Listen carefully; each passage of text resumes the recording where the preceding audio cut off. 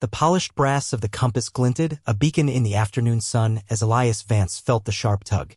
"Sir, I'm going to need you to hand that over." Chief Arthur Barlow, a man whose uniform seemed 2 sizes too small for his inflated sense of authority, had a hand clamped on Elias's wrist, his eyes narrowed on the tarnished antique.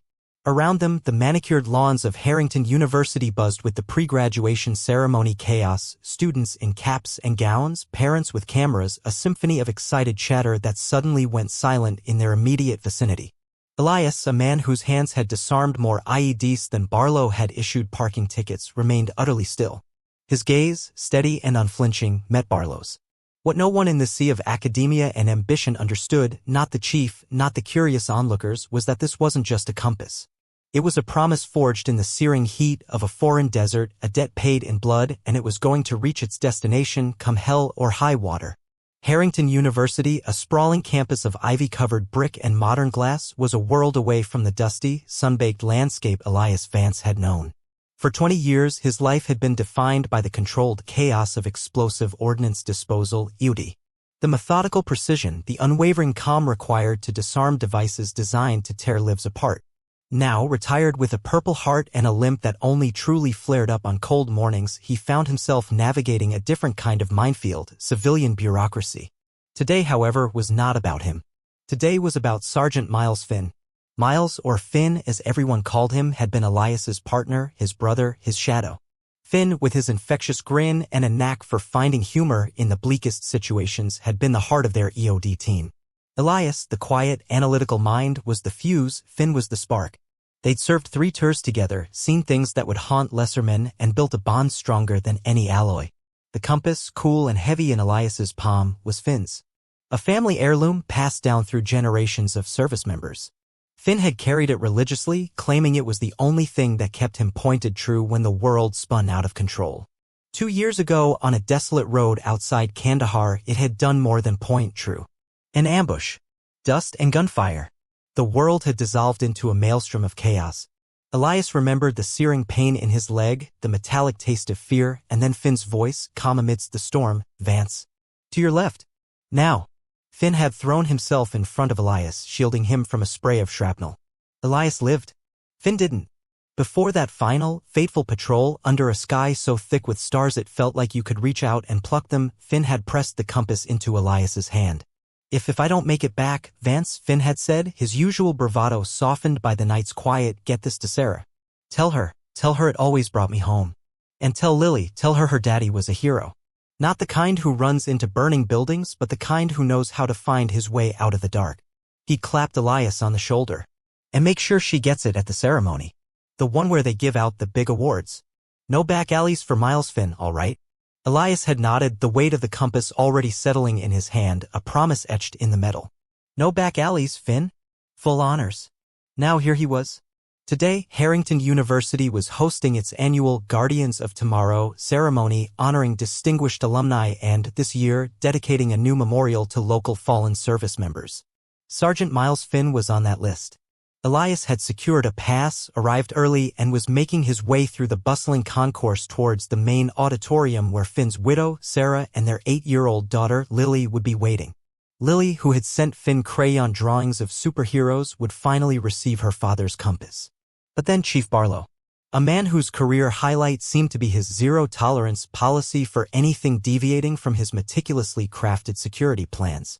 Barlow had spotted Elias's military bearing, the slight limp, and then the glint of the compass. "Sir, I'm going to need to inspect that item," Barlow had declared, his voice cutting through the pleasant drone of the crowd. "Unusual metallic objects are not permitted without prior clearance." Elias had calmly explained, "This is a personal item. It's for the Finn family. I'm here for the memorial service." Barlow, however, was not one for nuance. Regulations are regulations. This is a high-profile event. We can't have unknowns bringing in unapproved items. He gestured vaguely at Elias's simple, civilian clothes, a stark contrast to his own crisp uniform. It could be a device. Or a weapon. Elias felt a cold knot tighten in his stomach. A device. A weapon. The words, so familiar in their original context, were an insult here, a cheap dismissal of everything he and Finn had stood for. "Chief," Elias said, his voice low, controlled, "this is a 100-year-old brass compass. It's a memento. A memento that sets off our metal detectors, apparently, Barlow retorted, gesturing towards a silently beeping scanner Elias had passed through, the source of the initial alert. Hand it over. We'll return it after the ceremony, assuming it's cleared. No, Elias stated, his grip on the compass tightening. This stays with me. Barlow's face flushed. Are you refusing a direct order from campus security? I am refusing to surrender a sacred trust, Elias replied, his eyes unwavering. He thought of Finn laughing under the desert stars, that quiet night, the promise. Asterisk no back alleys, Finn. Full honors, asterisk this wasn't a back alley, but it felt just as disrespectful. A small crowd had begun to gather, drawn by the escalating tension. Parents whispered, students paused, their phones half-raised, ready to capture the unfolding drama. Sarah, Finn's widow, was somewhere inside, waiting. And Lily. Elias couldn't let this man, this petty tyrant of protocol, desecrate Finn's memory by treating his final gift like contraband. Sir, if you don't comply, I will have you removed from the premises, Barlow threatened, his hand moving towards his radio. This is a security breach. This is a man trying to honor a fallen soldier, a clear, resonant voice cut through the air. Dean Eleanor Albright, a woman whose silver hair was always impeccably coiffed and whose eyes held the quiet authority of someone who had seen true combat, strode purposefully towards them. A former Marine Corps officer, she carried herself with an almost regal bearing. She had been the driving force behind the new memorial, a passionate advocate for veterans' recognition. Barlow's bluster deflated slightly. Dean Albright, I'm handling a security matter. This individual is refusing to comply with regulations regarding an unapproved item. Dean Albright's gaze swept over Elias, taking in his tired eyes, his quiet dignity, and then settled on the compass. What is the item, Chief? A metallic object, ma'am. He claims it's a compass, but it tripped the detector. Albright extended a hand towards Elias. May I see it, Sergeant? Her tone was not a demand, but an invitation of trust. Elias hesitated for a fraction of a second, then carefully placed the compass in her palm. Her fingers, surprisingly calloused, traced the worn brass. Miles Finn, she murmured, her gaze lifting to Elias. Sergeant Vance, isn't it? I read the commendations. You were with him. Elias nodded, a silent acknowledgement. And this compass, she continued, holding it up, this was his. She looked at Barlow, her expression hardening. Chief, this is not a security threat. This is a piece of a hero's legacy. It's sacred.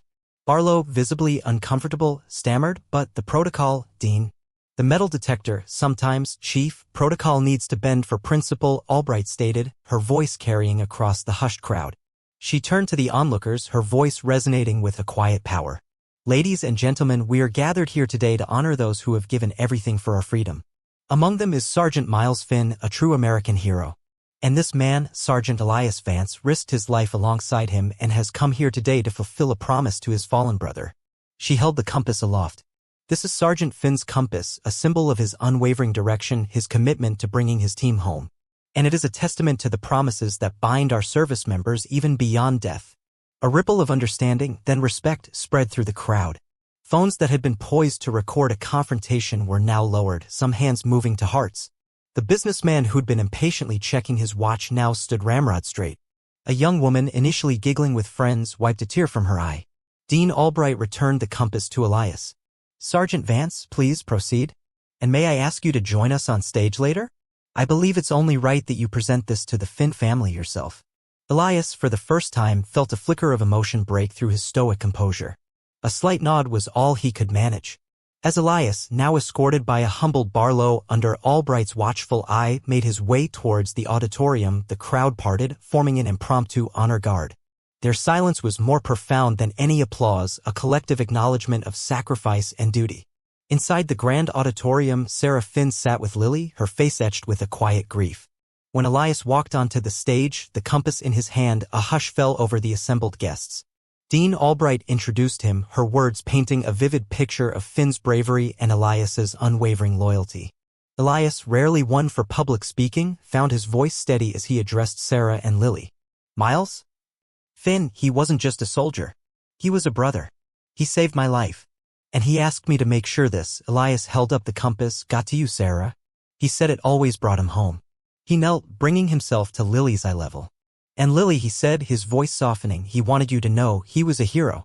The kind who knows how to find his way out of the dark. He placed the compass in Lily's small, outstretched hands. Her tiny fingers traced the worn brass, then a gasp escaped her lips. A small, almost invisible latch on the side of the compass, usually stiff, had been loosened by Elias's constant handling. It sprang open, revealing a tiny, folded piece of paper nestled within. Lily carefully unfolded it. It was a crayon drawing, faded and crinkled, of a stick figure holding a large, red heart. Scrawled beneath it in a child's uncertain hand were the words, "Daddy is my hero." It was one of the drawings Lily had sent him, a talisman he had carried in his helmet, hidden inside the compass. Sarah gasped, tears finally spilling down her cheeks. Lily looked up at Elias, her eyes wide with a mixture of sorrow and a dawning understanding. He kept it," she whispered, her voice barely audible. Elias nodded, a single tear tracing a path down his own weathered cheek. "He always did, Lily. He always did." Later, as the memorial concluded and the crowd dispersed, Barlow approached Elias, his shoulders slumped. "Sergeant Vance," he began, his voice devoid of its earlier arrogance, I was wrong. I didn't understand. I apologize." Elias simply met his gaze, a quiet understanding passing between them. He didn't need an apology, he needed Finn's memory honored. And it had been. That night, back in his quiet apartment, Elias sat by the window, the city lights a distant hum. The compass, now with Lily, was where it belonged. He thought of Finn, of the sun-drenched plains, of the promise that had been kept. In a world that rushed forward, consumed by schedules and regulations, some things stood still. Honor. Sacrifice, brotherhood, and the quiet, unyielding duty of a promise kept. He closed his eyes, remembering Finn's laughter, the way he always seemed to find the light, even in the darkest places. Finn, the spark. Elias, the compass. Together, they had always found their way home. And today, Elias had brought his brother home, not through a back alley, but through a corridor of honor, in full view of a world that, for a precious few moments, remembered what truly mattered.